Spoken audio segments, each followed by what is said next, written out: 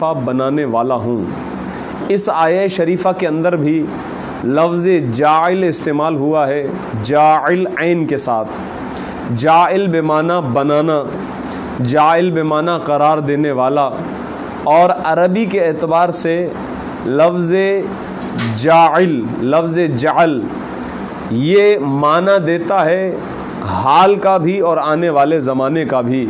یعنی اس سے مراد یہ ہے کہ ابھی بھی میں خلیفہ بنانے والا ہوں، آئندہ زمانے میں بھی میں ہی خلیفہ بناؤں گا، یہ کام میرا ہے۔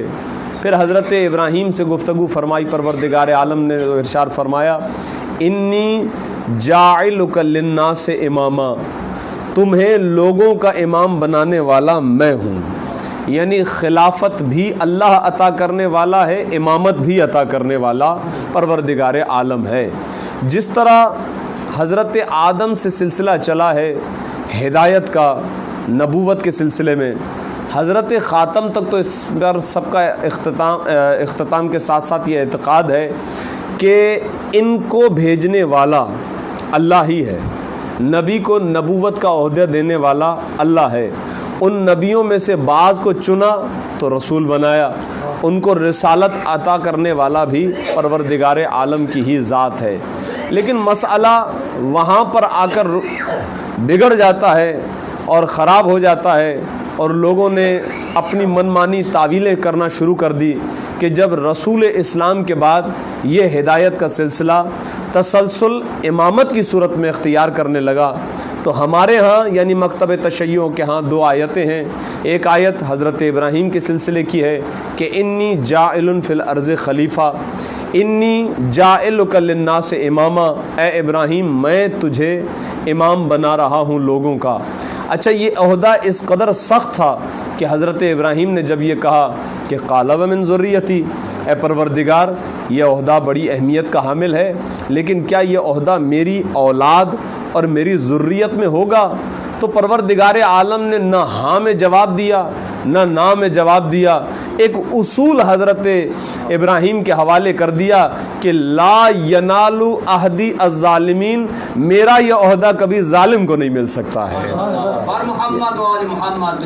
اللہم صلی علی محمد، میرے اس عہدے کا تعلق عالم سے ہے، میرے اس عہدے کا تعلق عادل سے ہے، یہ عہدہ کبھی ظالم تک نہیں جا سکتا ہے۔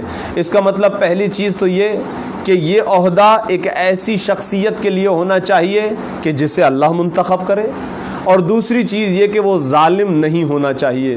اور جس آیہ شریفہ کی تلاوت کا شرف میں نے حاصل کیا اس میں بھی یہی جملے ہیں، وجعلنا، ہم بناتے ہیں، ہم قرار دیتے ہیں، ہم ان لوگوں کو ائمتن، ہم انہیں امام بناتے ہیں۔ اور یہ وہ لوگ ہیں کہ یہدون بامرنا، یہ ہمارے امر سے، ہمارے حکم سے ہدایت کرتے ہیں۔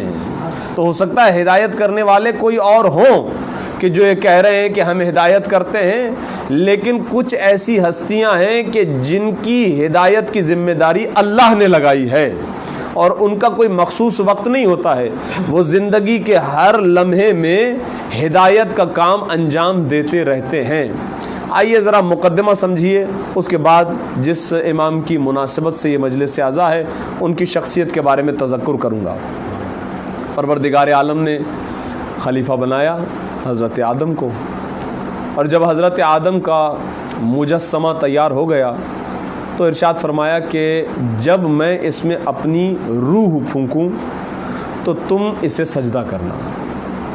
اس سے پہلے جو گفتگو ہوئی ہے سورہ مبارکہ بقرہ کی آیت نمبر 30 سے لے کر 39 تک موجود ہے کہ فرشتوں نے کہا اتجعل فیہا من یفسد فیہا، کیا تو اسے خلق کر رہا ہے کہ جو زمین میں جا کر فساد برپا کرے گا؟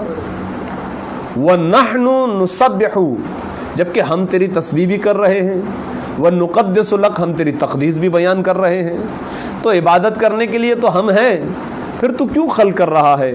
تو پروردگار عالم نے یہاں بھی جواب سوال سے بظاہر ہٹ کر دیا ہے۔ وہ کیا ہے؟ انی اعلم ما لا تعلمون، جو میں جانتا ہوں وہ تم نہیں جانتے ہو۔ جب یہ کلیہ دیا اور اس کے بعد روح پھونکی، اس کے بعد حضرت آدم کو چند اسما کا علم دیا، اور اس کے بعد پیش کیا ہے فرشتوں کے سامنے اور کہا یا آدم انبئونی باسمائہم، اے آدم جو ہم نے تمہیں سکھایا ہے، اور فرمائیے گا جو ہم نے تمہیں سکھایا ہے وہ بتاؤ اور ان اسماء کے نام دہراؤ۔ پہلے جب فرشتوں سے کہا تو فرشتے خاموش رہے، حضرت آدم سے کہا تو حضرت آدم نے نام بتا دیے۔ جیسے ہی حضرت آدم نے ناموں کا تذکرہ کیا تو پروردگار عالم فرشتوں کی جانب متوجہ ہوا۔ آدم نے نام بتائے، تم نام نہ بتا پائے، اب کیا کیا جائے؟ تو سب نے کہا لا علم لنا الا ما علمتنا، اے پروردگار ہم فقط اتنا ہی جانتے ہیں جتنا تو نے ہمیں عطا کیا ہے۔ یہ ایک منزل ہے۔ ہو سکتا ہے کوئی انسان ابتدائی مرحلے میں یہ اعتراض کر سکتا ہے، وہ کہے کہ بھی آدم کو سکھائے تھے، فرشتوں کو سکھائے نہیں تھے، تو جن کو سکھایا تھا انہوں نے جواب دے دیا اور فرشتوں کو سکھایا نہیں تھا تو انہوں نے جواب نہیں۔ جی نہیں، فرشتوں اور انسان کے اندر ایک نمایاں فرق ہے، پروردگار عالم اس چیز کا تذکرہ کر رہا ہے۔ فرشتوں کے ہاں ترقی نہیں ہے، یہ ذہن میں رکھیے گا۔ جو سجدے میں ہے وہ سجدے میں ہے، جو رکوع میں ہے وہ رکوع میں ہے، جو تسبیح میں ہے وہ تسبیح میں ہے، مشغول ہیں۔ ان کے ہاں جزیات سے کلیات کا سفر طے کرنے کی قدرت نہیں ہے، اسی لیے وہ عبادت کرتے ہیں تو معصوم نے ان کی عبادت کو کمال نہیں کہا۔ لیکن یہ انسان، اس کو پروردگار عالم نے یہ صلاحیت دی کہ یہ جزیات سے کلیات کا سفر طے کرتا ہے۔ بس جب یہ اس معاشرے کے اندر رہتے ہوئے اپنی عقل کو استعمال کر کے ترقی کرتا ہے تو معصوم نے ارشاد فرمایا اب یہ اگر سجدہ کرے، اب یہ اگر رکوع کرے، اب یہ اگر تسبیح کرے تو یہ فرشتہ نہیں ہے، فرشتوں سے بھی افضل قرار پائے گا۔ یہ فرشتوں سے اس لیے افضل قرار پا رہا ہے کیونکہ اس کی ذات کے اندر ترقی کا عنصر موجود ہے۔ سکھایا فرشتوں کو بھی تھا اور سکھایا آدم کو بھی تھا، لیکن فرشتے وہ ان کے اندر ترقی نہیں تھی، آگے نہیں بڑھ سکے۔ حضرت آدم آگے بڑھے اور یہ ترقی کس بنیاد پر ہے؟ علم کی بنیاد پر ہے۔ کہا آپ کیا کریں؟ کہا سجدہ کرو، تو سجدہ سب نے کیا۔ قرآن نے کہا فسجدوا، ملائکہ نے سجدہ کیا الا ابلیس، ابلیس نے سجدہ نہیں کیا۔ پروردگار عالم نے سوال کیا، یہ قرآن میں ایک اور مقام پر ہے، ما منعک ان تسجد، اے شیطان تجھے کس چیز نے منع کیا کہ تو نے اس کو سجدہ نہ کیا جس کو میں نے اپنے دست قدرت سے بنایا؟ تو کہنے لگا کہ خلقتہ من طین وخلقتنی من نار، تو نے اسے مٹی سے بنایا، مجھے تو نے آگ سے بنایا۔ یعنی شیطان اپنے ہاں یہ تصور کر رہا تھا کہ خاک مفضول ہے، آگ افضل ہے۔ یہ نہیں دیکھ رہا تھا کہ جو حکم دینے والا ہے وہ خاک کا بھی خالق ہے، آگ کا بھی خالق ہے۔ اسے یہ دیکھنا چاہیے تھا۔ اللہم صلی علی محمد۔ وہ اسی کے اندر الجھ کر رہ گیا کہ کون افضل ہے کون مفضول ہے۔ یہ نہ دیکھا کہ اس افضل اور مفضول کو بنانے والا کہہ رہا ہے کہ سجدہ کرنا ہے۔ یہاں بات ختم ہو جاتی ہے۔ توجہ رکھیے گا ان جملوں کی طرف۔ کیا ہوا؟ کہا نہیں کروں گا سجدہ۔ کہا فخرج، ابا واستکبرا سورہ بقرہ میں، اور دوسری آیت میں فخرج، نکل جا، انک من العالین، تو نے تکبر کیا ہے۔ اچھا ایک سوچنے کی بات ہے، اگر وہ نکل کر جائے بھی تو کہاں جائے؟ خدا کی بارگاہ، ہر بارگاہ خدا کی بارگاہ ہے۔ جب امام معصوم کی خدمت میں کوئی شخص آیا، کہنے لگا مولا بہت کوشش کرتا ہوں، گناہ کو چھوڑ نہیں پاتا ہوں۔ مولا نے کہا ایک یوں سمجھیے کہ فارمولہ امام نے دیا، کہا ایک کام کرو، کچھ کام ہے وہ کر لو، اس کے بعد تمہاری مرضی ہے، بھلے گناہ کرو، میں تمہیں اجازت دیتا ہوں۔ اچھا مولا بتائیے وہ کون سے کام ہے؟ یعنی گناہ کا اتنا شوق تھا کہ امام سے کام پوچھ رہا تھا۔ کہا کون سے کام ہے؟ کہنے لگا ایک کام کرو، ایک یہ کہ جو اللہ رزق دیتا ہے وہ کھانا چھوڑ دو، اور فرمائیے گا، اور اللہ کی زمین پر چلنا چھوڑ دو۔ تو یہ دو باتیں تو ممکن ہی نہیں ہے، اس کا مطلب یہ ہے کہ گناہ نہیں کرنا ہے۔ امام نے ایک ایسا کلیہ اور اصول دے دیا، فارمولہ دے دیا۔ اب جو پروردگار عالم نے ارشاد فرمایا ہے کہ فخرج انک من العالین، نکل جا، بھئی نکل جا کیا مطلب؟ خدا جسم و جسمانیت سے پاک، بادشاہوں کی طرح اس کا دربار سجا ہوا نہیں ہے کہ تخت پر وہ بیٹھا ہوا ہو، وزیر اور مشیر اس کے پاس ہوں، سامنے سجدہ کرنے والے سجدہ کر رہے ہوں، رکوع کرنے والے رکوع کر رہے تھے، سامنے موجود ہے کرسی پر شیطان بیٹھا ہو۔ یہ تصور تو عجیب ہی ہے خدا کے ہاں، اس لیے کہ خدا وہ بادشاہ ہے کہ جو جسم و جسمانیت سے پاک ہے۔ मासूम ने इरशाद फरमाया, सोचोगे तो एक शक्ल बनेगी, जो शक्ल बनेगी वो तुम्हारी अपनी बनाई हुई होगी, जो तुम्हारी चीज बनाई हुई होगी वो मखलूक है, मखलूक कोई और है, खालिक कोई और है। मरदूदुन इलैकुम, वो शय तुम्हारी तरफ पलटेगी। तो ये तो तसव्वुर नहीं है। तो फिर इस लफ्ज का मतलब क्या है कि फखरुज, निकल जा। भाई निकल के जाए तो कहां जाए? ये कौन सा निकलना है? इस इखराज का मतलब क्या है? तो तफसीर में मासूमीन ने फरमाया, इससे पहले वो रहमत खुदावंदी के साए में था, आज के बाद रहमत खुदावंदी से दूर हो जाएगा। और यही माना है तबर्रे का, जो अहल बैत ने हमसे मांगा है, जो अहल बैत ने हमसे मांगा है। अगर आप फुरूआत दीन की फहरिस्त पढ़ें तो आखिर में आता है तवल्ला और तबर्रा। भाई तबर्रा के बगैर तो इबादत ही कबूल नहीं होती है, लेकिन तबर्रा का मतलब यह है कि अकीदा हमारा यह है कि जो अहल बैत की मोहब्बत में आ जाता है वो रहमत खुदावंदी के साए में आ जाता है, और जो अहल बैत का दुश्मन बन जाता है वो रहमत खुदावंदी से मायूस हो जाता है। दुरूद भेजिए मोहम्मद व आले मोहम्मद। अच्छा, फखरुज खारिज हो गया। अच्छा खारिज हो गया तो अब क्या करें? कहने लगा, परवरदिगार अमहिल, परवरदिगार मुझे मोहलत दे। भाई किस चीज़ की मोहलत? कहा मैं बहुत अच्छे स्टेटस पर था, मेरा बहुत अच्छा स्टेज था, मेरा अच्छा मकाम था, ये आदम ने आके सारा मेरी जो मेहनत थी उसकी ये किराए पर पानी फेर दिया, तो लिहाजा मुझे तो हो गई है इससे दुश्मनी, इसे मैं नहीं छोड़ूंगा। भाई मोहलत क्यों मांग रहा है? कहा इसलिए कि मैं, अच्छा तवज्जो कीजिए, मोहलत मांग रहा है मुखालिफ, खुदा का कहना नहीं माना है, लेकिन उसके बावजूद जानता है कि जिंदगी और मौत खुदा के हाथ में है। ये खुदा चाहे तो मोहलत दे सकता है। तो वो कि जो आज पर्दे गैबत में बैठे हुए इमाम की जिंदगी पर एतराज करते हैं, वो एतराज जिंदगी इमाम पर नहीं करते, खुदा की कुदरत पर एतराज करते हैं कि शैतान था लेकिन जानता था कि जिंदगी देने वाला परवरदिगार आलम है। तो कहने लगा परवरदिगार मोहलत दे। का क्या करेगा? कुरान में आवाज आई, लउग़वियन्नहुम अजमाइन, मैं इसे नहीं छोड़ूंगा, इसे वरगलाऊंगा। कहा कैसे वरगलाएगा? कहा दाएं से, बाएं से, पीछे से, आगे से। क्या मतलब? कहा आगे पीछे दाएं बाएं चारों समतों से इसे वरगलाऊंगा, इसे नहीं छोड़ूंगा। कहा इससे क्या होगा? कहा ये हट जाएगा रास्ते से, वो रास्ता कि जो तूने बताया है सिरात मुस्तकीम, मैं उस पर बैठ जाऊंगा और इसको वरगलाऊंगा, इसको राह मुस्तकीम से हटा दूंगा।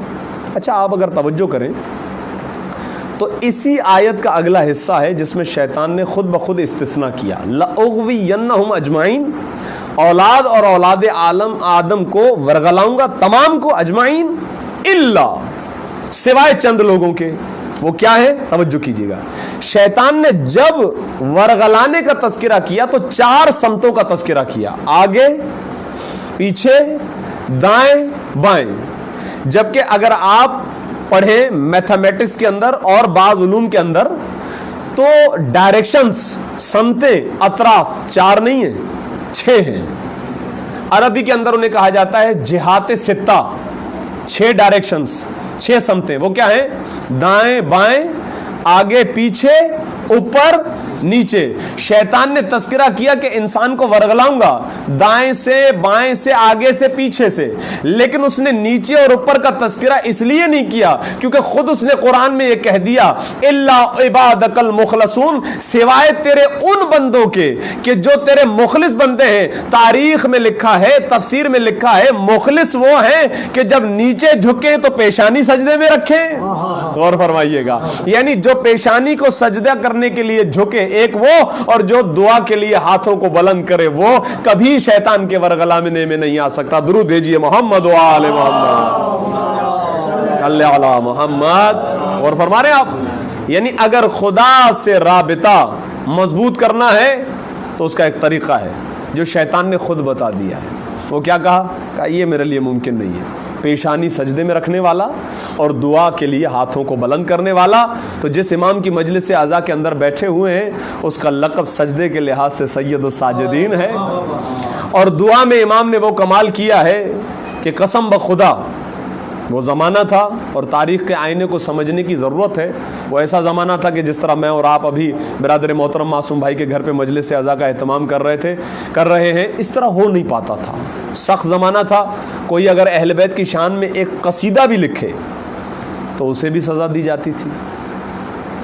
اگرچہ یہ امام کی زندگی کا آگے کا واقعہ ہے، لیکن سمجھانے کے لیے یہاں جوڑ رہا ہوں کہ حشام اپنے باپ کی حکومت کے زمانے میں، حشام بن عبد الملک آیا حج کرنے کے لیے. حجر اسود کو چومنا چاہتا تھا، رش بہت زیادہ تھی وہاں، تو امیر و غریب برابر ایک ہی صف میں کھڑے ہو گئے، محمود و ایاز. یہی تو عبادتیں. یہ نہیں ہے کہ تم بادشاہ ہو تو بس تمہارے لیے حجر اسود لوگ جو ہے راستہ چھوڑے. نہیں، ایسا نہیں ہو سکتا. بھائی جاؤ، رش بہت زیادہ تھی، بادشاہ تھا، رش سے گزرنا نہیں چاہتا تھا، دور جا کے غصے سے کرسی پہ بیٹھ گیا. اتنے میں دیکھا کہ ایک شخص آ رہا ہے اور جیسے جیسے حجر اسود کے قریب جا رہا ہے لوگ خود بخود راستہ چھوڑ رہے تھے، خود بخود راستہ چھوڑ رہے ہیں. اور وہ شخص آیا، حجر اسود کو اس نے بوسہ دیا. اچھا، ایسا نہیں ہے کہ حشام جانتا نہیں تھا، لیکن کسی نے حشام سے پوچھا کہ یہ کون ہے، من ہوبا، یہ کون ہے کہ جس کے لیے خود بخود راستہ بن گیا اور حجر اسود کا بوسہ لے لیا اس نے؟ تو کہنے لگا کہ میں نہیں جانتا، مجھے نہیں پتا یہ کون ہے. اس کے برابر میں ایک شاعر بیٹھا ہوا تھا. اگرچہ وہ شاعر حکومتوں کے ساتھ بھی رہا، اور فرمائیے گا حکومتوں کے ساتھ بھی رہا، جیسا کہ ابھی حشام کے برابر میں کھڑا تھا، اور اہل بیت کی شان میں بھی اس نے لکھا. یہ غور فرمائیے، اہل بیت کی محبت چیز ایسی ہے، جیسے اس نے کہا میں نہیں جانتا، اس نے کہا کون ہے جو اس کو نہیں جانتا. غور فرمائیے، اس نے فوراً کہا کون ہے جو اس کو نہیں جانتا. اس کے بعد اس نے ایک پوری نظم لکھی ہے. اور کمال یہ ہے کہ اس نظم کا تذکرہ فقط اہل تشیع کے ہاں نہیں ہے، برادران اہل سنت کے بھی ہاں ہے. اور اہل تشیع کے احترام میں آگے بڑھ کر جو شخصیت آج کل سر فہرست ہے، مولانا طارق جمیل صاحب ہیں. انہوں نے یہ پوری ممبر سے پڑھی ہے نظم امام زین العابدین کی شان میں کہ یہ کون ہے، اسے کون نہیں جانتا. یہ کہہ رہے ہو تم نہیں جانتے ہو، وہ کون ہے جو اسے نہیں جانتا. اور اس کے بعد نے اس کے کہا یہ کعبہ کا بیٹا ہے، یہ مکہ کا بیٹا ہے، یہ مینا کا بیٹا ہے، یہ اللہ کے حرم کا بیٹا ہے. اور اس طرح اس نے بہت ایک پوری نظم لکھی. اچھا، جب نظم ختم ہوئی تو حشام کو تو غصہ آئے گا نا، غصہ تو آنا تھا. اس کو غصہ آ گیا. اس نے کیا کیا؟ قید کروا دیا. ایک مقام پہ جا کے فرزدق کو قید کروا دیا. امام علیہ الصلوۃ والسلام نے جب امام کو اس بات کی اطلاع ملی تو امام نے کچھ پیسے ایک تھیلی کے اندر بھیجے اور کہا کہ یہ دے دو دربان کو تاکہ اسے آزاد کیا جائے، اور یہ دوسری تھیلی جو ہے یہ دے دی جائے فرزدق کو. جب فرزدق کے ہاتھ میں وہ تھیلی آئی تو وہ امام کی خدمت میں آیا. غور فرمائیے گا، جب امام کی خدمت میں آیا تو کہنے لگا کہ مولا، میں نے وہ شعر جو کہے تھے وہ آپ کی محبت میں کہے تھے، پیسوں کے لیے نہیں کہے تھے. میں نے پیسوں کے لیے نہیں کہے تھے. امام نے ارشاد فرمایا جو شعر تم نے محبت کی وجہ سے کہے تھے ان کا اجر ویسے ہی محفوظ ہے جیسے پیسے لینے کے بعد محفوظ رہے گا. اور فرمائیے گا، یعنی اہل بیت کی عقیدت، اس کا اثر خود بخود واضح ہو جاتا ہے.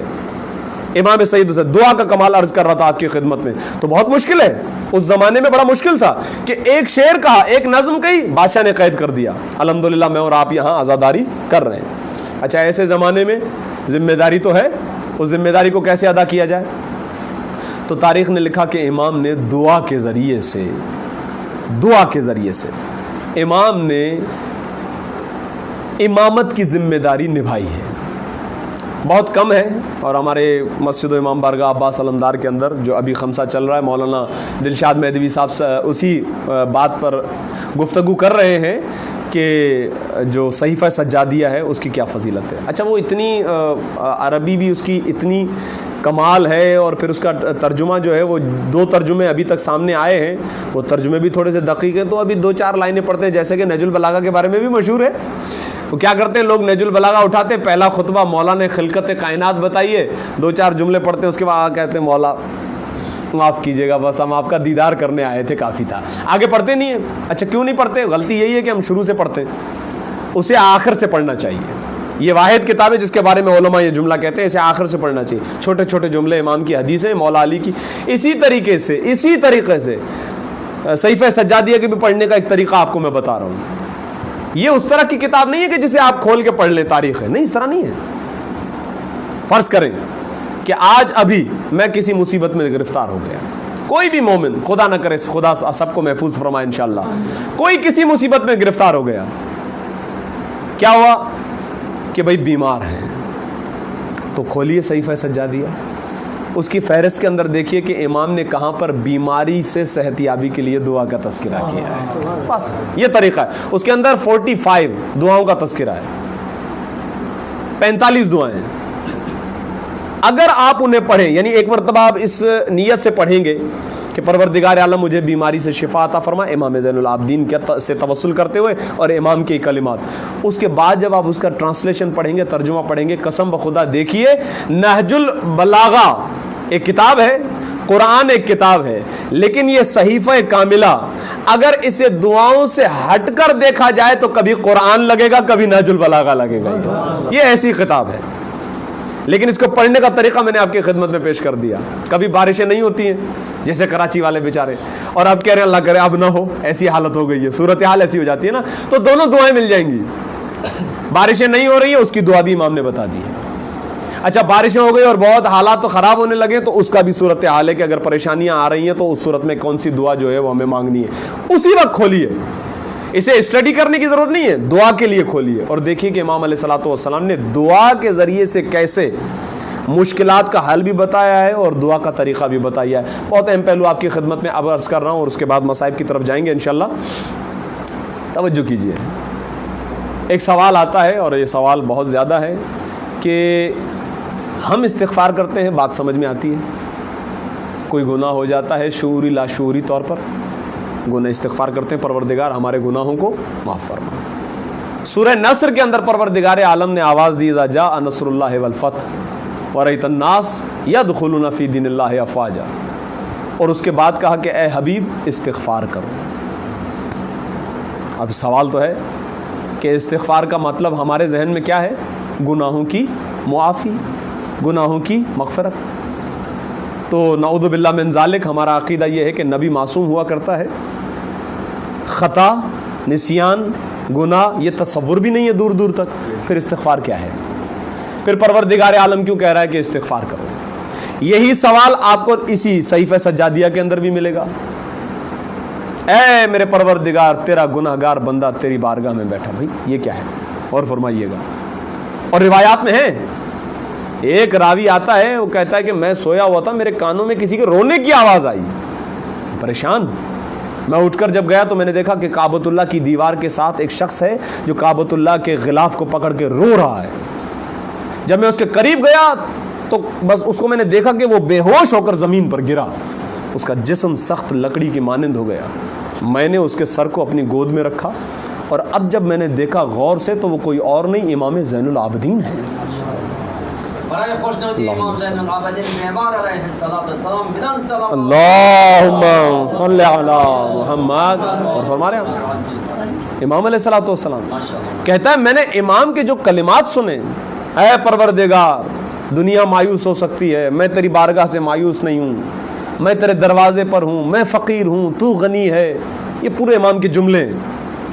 تو کہتا ہے کہ وہ جملے میرے ذہن میں تھے, اور جب میں نے یہ دیکھا کہ یہ امام ہیں جو یہ جملے ادا کر رہے تھے. اور فرمائیے گا, تو امام علیہ الصلوۃ والسلام کو دیکھنے کے بعد راوی کہتا ہے میری آنکھوں سے آنسو بہے, اور وہ آنسو امام کے رخساروں پر گرے. جب امام کے رخساروں پر گرے تو امام اٹھ کر بیٹھے اور کہنے لگے کہ تم یہاں پر کیا کر رہے ہو؟ کہا مولا میں تو گھر پر تھا, آپ کے رونے کی آواز سنی تو میں آ گیا. آپ کا یہ منظر دیکھ کے, آپ کی حالت دیکھ کے میری قلب کی عجیب کیفیت ہے. کہنے لگے کیا کیا کیفیت ہے؟ کہا مولا آپ تو امام ہیں. دیکھیں وہ جو تصور ہمارے ذہن میں, آپ تو معصوم ہیں, آپ تو اس سے پاک ہیں کہ معصیت آپ کے قریب بھی آئے. یعنی یقیناً قرآن کی وہ آیت اس کے ذہن میں ہوگی کہ انما یرید اللہ لیذھب عنکم الرجس, اہل بیت آپ سے تو ہر قسم کے رجس کو دور کر دیا گیا ہے.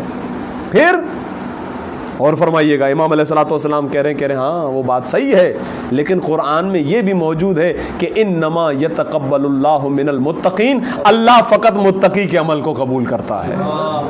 جو جتنا زیادہ پروردگار عالم کی بارگاہ میں متقی ہے اللہ اس کے عمل کو قبول کرتا ہے. تو عزیزان گرامی قدر, پروردگار عالم نے اپنی معرفت کے لیے جن ہستیوں کو انتخاب کیا ہے وہ حضرات محمد و آل محمد ہیں, اور شکر خدا اس نعمت پر کہ پروردگار عالم نے ہمیں ان ہستیوں سے منسوب رکھا, ہمیں ان ہستیوں سے متمسک رکھا.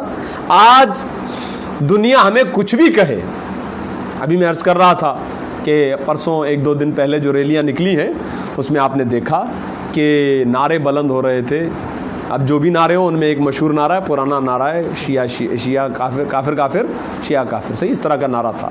تو ان کے لیے ایک لمحہ فکریہ, اگرچہ وہ جواب دینے کے قابل نہیں ہے, لیکن ہمارے بچوں کے لیے کہ یہ ذہن میں رکھیے گا کہ آپ عظمت صحابہ پر ریلی نکال کر شیعہ کافر کے نعرے بلند کر رہے ہیں, لیکن تاریخ نے کچھ ایسے صحابہ کا بھی تذکرہ کیا ہے کہ جو کہتے تھے کہ ہم شیعان علی ابن ابی طالب ہیں, ہم شیعان علی ابن ابی طالب ہیں. تو یہ صحابہ کی عظمت پر نعرہ لگا کر پھر شیعہ کافر شیعہ کہتے وقت یہ سوچنا چاہیے کہ کہیں کسی صحابی کو ہی کافر نہ بنا دیا جائے. درود بھیجیے محمد و آل محمد, اللہم صلی علی. اسی لیے کہ یہ طے ہے, یہ طے ہے, اگر بات نکلی تو بہت آگے تک جائے گی. یہ طے ہے کہ ائمہ اہل بیت یعنی ان ہستیوں کو امام بنانے والا کوئی اور نہیں ہے, خدا ہے. یہ اعترافات ہیں کہ بھئی حالات رسول کے بعد کچھ اس طرح سے ہو گئے تھے, اسی لیے ایک نظام بنایا گیا جس کا شورا نام رکھا گیا اور خلافت دی گئی. صحیح ہے, ٹھیک ہے, ہم بھی احترام کرتے ہیں, ہمارے مولا جہاں مولا علی خاموش رہے ہم بھی خاموش ہیں, احترام کرتے ہیں. لیکن یہ ذہن میں رکھیے گا کہ اعترافات آپ کے ہاں بھی ہیں, ہمارے ہاں بھی ہیں, اور تقریباً 110 کے قریب صحابہ کی گواہیاں موجود ہیں کہ اللہ نے مولا علی کو مخلوق کا امام بنایا ہے. چونکہ امام بنانا اللہ کے ہاتھ میں, جیسا کہ میں نے قرآن کی 3 آیتیں آپ کی خدمت میں پیش کی ہیں, اور یہی سلسلہ چلتا ہوا حضرت امام زین العابدین علیہ الصلوۃ والسلام تک آیا ہے. آئیے آپ کی خدمت میں ایک واقعہ عرض کر رہا ہوں, یہیں سے امام کا اختیار عرض کر کے مصائب کی طرف جا رہا ہوں. شہر بلخ کتاب کے اندر واقعہ الدمۃ الثاقبہ کے اندر بھی یہ واقعہ نقل ہے, اور علامہ ذیشان حیدر جوادی صاحب نے بھی اس واقعے کو نقل فرمایا کہ شہر بلخ کا ایک شخص تھا, رہنے والا, عاشق امام تھا. ہر سال امام زین العابدین سے ملاقات کرنے کے لیے آتا تھا, اور جب بھی مولا سے ملاقات کرنے کے لیے آتا تھا تو امام کے لیے کوئی نہ کوئی گفٹ, امام کے لیے کوئی نہ کوئی ہدیہ لے کر آتا تھا. ایک مرتبہ اس کی بیوی نے اس سے کہا, جو کہ اہل بیت کی چاہنے والی نہیں تھی, طنز کرتے ہوئے اس نے کہا, ہمیشہ یہاں سے گفٹ لے کر جاتے ہو, ہدیہ لے کر جاتے ہو, کبھی ہم نے یہ نہیں دیکھا کہ وہاں سے بھی کوئی گفٹ آئے, کوئی ہدیہ آئے. بہرحال عاشق اہل بیت تھا, کوئی جواب نہیں دیا, چلا گیا. جب امام کی بزم میں پہنچا تو امام کھانا تناول فرما رہے تھے. اس کو جیسے امام نے آتے ہوئے دیکھا, امام نے کہا بیٹھ جاؤ, میرے ساتھ کھانا کھاؤ. دونوں نے مل کر کھانا کھایا. جب کھانا کھا چکے تو جیسا کہ دستور ہے ہاتھ دھلوائے جاتے ہیں مہمان کے, امام نے چاہا کہ اس کے ہاتھ دھلوائیں, تو اس نے کہا مولا معذرت کے ساتھ یہ میں نہیں کر سکتا, آپ اپنے ہاتھ آگے بڑھائیے, میں آپ کے ہاتھ دھلواؤں گا. 2 ظرف ہوتے ہیں, ایک ظرف میں پانی ہوتا ہے جو پانی گرایا جاتا ہے, اور نیچے دوسرا ظرف ہوتا ہے جس میں وہ پانی گرتا ہے. یہ ایک رسم ہے, ایک ثقافت ہے, یہ وہاں سے رائج ہے. تو روایت کہتی ہے کہ امام نے آگے ہاتھ بڑھائے اور اس شخص نے اوپر سے پانی ڈالنا شروع کیا. جب پانی ہاتھوں پر گر رہا تھا تو امام نے اس کے چہرے کی طرف دیکھ کر کہا کہ نیچے دیکھو, نیچے کیا گر رہا ہے. اس نے کہا مولا پانی گر رہا ہے, پانی ڈال رہا ہوں تو پانی گر رہا ہے. کہا نہیں, غور سے دیکھو. اب جب اس نے غور سے دیکھا تو وہ برتن کے جہاں نیچے پانی گرنا چاہیے تھا, وہ پانی جو امام کے ہاتھوں سے ٹکرا رہا تھا, پانی ٹکرانے کے بعد کبھی موتی بن رہا تھا, کبھی جوہر بن رہا تھا. اور فرمائیے, میں اور آپ ان ہستیوں سے محبت کرتے ہیں کہ جن کے ہاتھوں کو پانی مس ہوئے تو جوہر بن جاتا ہے, موتی بن جاتا ہے. امام نے کہا کیا ہے؟ کہا مولا یہ تو جواہرات ہیں. اور جب وہ ظرف, وہ برتن جواہرات سے بھر گیا, امام نے کہا یہ پانی کا برتن رکھو, اور اب جب جاؤ تو یہ موتی, یہ جواہر اپنے ساتھ لے جانا, ہماری طرف سے تمہاری زوجہ کو ہدیہ دے دینا. اللہ اکبر. یہ اللہم صلی علی محمد, یہ اس بات کو لے کر حیرت میں تھا کہ میں نے تو امام سے تذکرہ نہیں کیا کہ زوجہ نے اس طرح مجھے کہا ہے. گیا اور جا کر زوجہ کو اس نے دیے, کہا کہ امام نے تمہارے لیے بھجوائے. کہا تم نے ذکر کیا؟ کہا نہیں, میں تو گیا, امام کھانا کھا رہے تھے, واقعہ اس طریقے سے ہوا. تو کہا کہ تمہارے امام کو یہ پتہ کیسے چلا؟ اس کا مطلب تمہارے امام کے پاس علم غیب ہے. غور فرمائیے گا, اگر بات یہی ہے تو اب جب تم اپنے مولا سے ملاقات کرنے کے لیے جانا تو مجھے اپنے ساتھ لے کر جانا, میں بھی دیدار کرنا چاہتی ہوں اور زیارت کرنا چاہتی ہوں. وقت گزرا اور وہ دن آیا کہ جس دن وہ زیارت کے لیے جایا کرتا تھا تو اپنی زوجہ کو اپنے ساتھ لے کر گیا. قریب تھا مدینے کے کہ اس کی زوجہ بیمار ہو گئی اور بالکل وقت آخر لگنے لگا کہ اب مر جائے, اور کچھ ہی دیر میں اس کی سانسیں ختم ہو گئی, زندگی اس کی ختم ہو گئی, روح اس کی پرواز کر گئی. پریشان حالت میں پہلے امام کی خدمت میں آیا اور کہنے لگا مولا آپ کی زیارت کے لیے ہمیشہ آتا ہوں, اس بار اکیلا نہیں آ رہا تھا, میری زوجہ بھی میرے ساتھ آ رہی تھی, لیکن بس مدینے سے کچھ فاصلے پر وہ ایسی بیمار ہوئی کہ اس کی زندگی تمام ہو گئی. مولا نے کہا کیا کہہ رہے ہو, جاؤ وہ زندہ بیٹھی ہے, تمہارا انتظار کر رہی ہے. اللہ اکبر. یہ کیسے ہو سکتا ہے کہ کوئی ہماری زیارت کے لیے آئے اور اس کی زندگی وہاں تمام ہو جائے؟ جاؤ وہ تمہارا انتظار کر رہی ہے. وہ دوڑا ہوا جاتا ہے اور دیکھتا ہے کہ اس کی زوجہ اس کا انتظار کر رہی تھی. کہا کہاں چلے گئے مجھے چھوڑ کر؟ کہا میں امام کے پاس گیا تھا, جلدی چلو امام کے پاس, امام ہمیں بلا رہے ہیں. روایت یہ کہتی ہے کہ جب یہ دونوں میاں بیوی امام کی خدمت میں پہنچتے ہیں تو جیسے ہی وہ امام کو دیکھتی ہے اس کی آنکھوں سے آنسو آ جاتے ہیں, زمین پر بیٹھ کر کہتی ہے قسم بخدا یہی تھا وہ جس نے ملک الموت سے کہا کہ اس کی زندگی ابھی باقی ہے. عزیزو اللہ اکبر. یہ اختیار ہے ان ہستیوں کا, یہ ان ہستیوں کا اختیار ہے کہ ملک الموت تک رسائی ہو. یہ ان ہستیوں کا اختیار ہے کہ ان کے ہاتھ پر پانی لگے تو جوہر بن جائے. جب یہ کربلا کے میدان میں پیاسے رہے تو کمال ہے, قسم بخدا سلام ہو. یہ پیاس کے لیے روئے نہیں ہوں گے, ہاں لیکن پانی ضرور ان کے لیے رویا ہوگا یقیناً, اس لیے کہ یہ وہ ہستیاں ہیں. کہاں تک ان کا اختیار ہے, دیکھیے کہاں تک اختیار ہے. اس کے باوجود یہ انسانیت کا امتحان تھا. کاش کہ ان کی عظمت کو دنیا سمجھ پاتی, کاش کہ ان کے مقام و مرتبے کو دنیا پہچان پاتی کہ اللہ نے ان کو کیا مقام و مرتبہ عطا کیا ہوا تھا اور انہوں نے خود اپنے آپ کو کس مقام پر رکھا ہے. عزیزو بس یہ میرا مولا وہ آقا ہے. آپ گریے کے لیے آمادہ ہیں تو مصیبتوں کا بیان شروع کر دوں کہ میرے مولا نے ساری زندگی گریہ کیا ہے. کربلا کے بعد چونکہ گھر کی مجلس اعزاء ہے, اور جب گھر کی مجلس اعزاء ہوتی ہے تو یہ واقعہ میرے ذہن میں ضرور آتا ہے کہ یہ جو مقام ہے جو ابھی ہم نے یہاں پر بنایا ہے, مجلس اعزاء کا ماحول, اس کی عظمت کیا ہے یہ سید الساجدین جانتے ہیں. میرے مولا کربلا کے بعد ہمیشہ روئے, خون کے آنسو روئے. پانی آتا ہے روتے تھے, کھانا آتا تھا روتے تھے, نماز پڑھتے تھے روتے تھے, الغرض بازار میں جاتے تھے روتے تھے, ہر مرتبہ روتے تھے. اور اتنا گریہ کیا کہ بسا اوقات چاہنے والوں نے آگے بڑھ کر کہا مولا اتنا گریہ نہ کیجئے, ہمیں اس بات کا خوف ہے کہ کہیں آپ کی روح پرواز نہ کر جائے. اور میرے مولا آپ اس قدر گریہ کیوں کرتے ہیں؟ آپ نے ارشاد فرمایا اے پوچھنے والے تو نے انصاف نہ کیا, یعقوب کا ایک یوسف جدا ہوا تھا, جانتے تھے کہ زندہ ہے لیکن اس قدر گریہ کیا کہ قرآن نے کہا کہ وَبْيَضَّتْ عَيْنَاهُ, ان کی آنکھیں سفید ہو گئی, ان کی بینائی چلی گئی. میری آنکھوں کے سامنے میرے 18 یوسف کربلا میں پامال ہو گئے, میں کیسے گریہ نہ کروں. بس عزیزو روایت کہتی ہے کہ امام کا ایک چاہنے والا جناب شہاب الدین ظاہری راوی بھی ہے, اور یہ اس زمانے کی حکومت کے سرکاری عالم بھی تھے, لیکن میرے مولا سے عقیدت رکھتے تھے. کبھی کبھی میرے مولا سے ملاقات کرنے کے لیے آ جاتے تھے. آ کر کہنے لگے مولا میں نے بہت بڑی دعوت رکھی ہے, ایک ولیمے کا اہتمام کیا ہے. کہا کس سلسلے میں؟ تو کہا کہ میرے بیٹے کی شادی ہے اور میں اس کی دعوت آپ کی خدمت میں پیش کرنے کے لیے آیا ہوں. عزیزو جانتے ہیں میرے مولا بیمار کربلا نے کیا جواب دیا؟ کہنے لگے اے شہاب الدین تیرا شکریہ کہ تو نے ہمیں یاد کیا, لیکن کربلا کے بعد میں کسی خوشی میں شریک نہیں ہوتا ہوں. کربلا کے بعد کسی خوشی کی محفل میں میں شریک نہیں ہوتا ہوں. وہ عاشق تھا, چاہنے والا تھا, وہ چلا گیا. شادی کی تقریب ہو گئی, کچھ عرصے کے بعد آیا, کہنے لگا مولا آج میں آپ کی خدمت میں ایک اور دعوت لے کر آیا ہوں اور اب مجھے یقین ہے کہ آپ اس دعوت کو رد نہیں کریں گے. کہا کس چیز کی دعوت ہے؟ کہا مولا آپ نے کہا تھا کہ میں کربلا کے بعد کسی خوشی کی محفل میں شریک نہیں ہوتا, اب میں نے آپ کے بابا حسین ابن علی کی مجلس کو منعقد کیا ہے, مجھے یقین ہے کہ اب آئیں گے. یہ سننا تھا. میرے مولا نے کہا بالکل اب ہم ضرور آئیں گے تیری مجلس کے اندر۔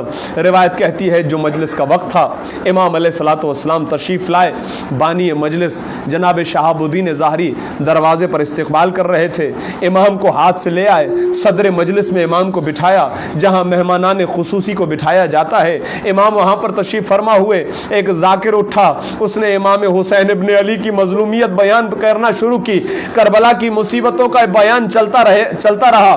دیکھیے ہم تو ذاکر ہیں، ہماری کوئی حیثیت نہیں ہے، لیکن آپ اندازہ لگائیے وہ مجلس جہاں خود بیمار کربلا بیٹھا ہوا ہو، اس مجلس کا ماحول کیا ہوگا اور وہاں کیا کیفیت ہوگی کہ جہاں خود صاحب اعظم موجود ہو۔ بس جیسے جیسے جیسے مصیبتوں کا بیان ہوتا رہا، گریے کا ایک ماحول بنتا رہا اور گریہ اپنی نہج پر آ گیا۔ بس ایک مرتبہ جب ذاکر نے مصیبتوں کا بیان ختم کیا، آواز آئی انا للہ و انا الیہ راجعون، اور مصائب ختم ہوئے، اور اب جب روشنی ہوئی تو دیکھا کہ امام اس جگہ موجود نہیں ہے جہاں امام کو بٹھایا گیا تھا۔ شہاب الدین ظاہری پریشان ہوئے، ایک مرتبہ کھڑے ہوئے اور مجمع میں امام کو تلاش کرتے رہے، مجمع کے درمیان سے۔